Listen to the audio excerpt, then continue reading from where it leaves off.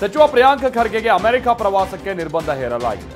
ಇದಕ್ಕೆ ಸಚಿವರು ಗರಂ ಆಗಿದ್ದು, ನಾವು ಆಟ ನೋಡೋದಕ್ಕೆ ವಿದೇಶಕ್ಕೆ ಹೋಗ್ತಾ ಇದ್ದೀವಿ, ರಾಜ್ಯಕ್ಕೆ ಬಂಡವಾಳ ಹೂಡಿಕೆ ತರೋದಕ್ಕೆ ಹೋಗ್ತಾ ಇದ್ದೀವಿ. ಆದರೆ ಕೇಂದ್ರ ಸರ್ಕಾರ ಯಾಕೆ ನಿರ್ಬಂಧ ಹೇರಿದೆಯೋ ಗೊತ್ತಿಲ್ಲ. ಈ ಬಗ್ಗೆ ಸ್ಪಷ್ಟನೆ ಕೊಡಬೇಕು ಅಂತ ಆಗ್ರಹಿಸಿದ್ದಾರೆ.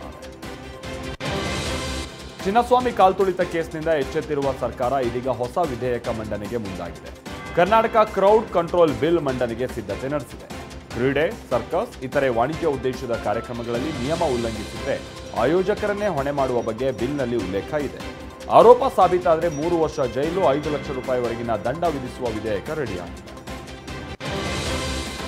ಮಾವು ಬೆಳೆಗೆ ಬೆಂಬಲ ಬೆಲೆ ಇಲ್ಲದ ಕಾರಣ ರೈತರು ಕಂಗಾಲಾಗಿದ್ದಾರೆ. ಈ ವಿಚಾರ ಇವತ್ತು ಕ್ಯಾಬಿನೆಟ್ ಸಭೆಯಲ್ಲೂ ಪ್ರಸ್ತಾಪ ಆಯಿತು. ಸಚಿವ KH ಮುನಿಯಪ್ಪ ವಿಚಾರ ಪ್ರಸ್ತಾಪಿಸಿದ್ದು, ಮಾವಿಗೆ ಬೆಂಬಲ ಬೆಲೆ ನಿಗದಿ ಮಾಡಿದ್ರೆ ರೈತರಿಗೆ ಅನುಕೂಲ ಅಂತ ಹೇಳಿದ್ದಾರೆ. ಕೋಲಾರ ಜಿಲ್ಲಾ ಉಸ್ತುವಾರಿ ಸಚಿವರಾದ ಭೈರತಿ ಸುರೇಶ್, ಡಾಕ್ಟರ್ MC ಸುಧಾಕರ್, ಕೃಷ್ಣ ಬೈರೇಗೌಡರಿಂದಲೂ ಕೂಡ ಮನವಿ ಆಗಿದೆ.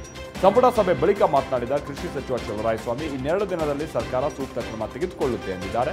ಮಾವು ಬೆಳೆಗೆ ಬೆಂಬಲ ಬೆಲೆ ನೀಡುವ ಕುರಿತು ಬೆಳೆ ಸಮೀಕ್ಷೆ ನಡೆಸಿ ನಂತರ ಬೆಲೆ ನಿಗದಿ ಮಾಡುವ ಬಗ್ಗೆ ತೀರ್ಮಾನಿಸುವುದಕ್ಕೆ ಸಂಪುಟ ಸಭೆ ನಿರ್ಧರಿಸಿದೆ.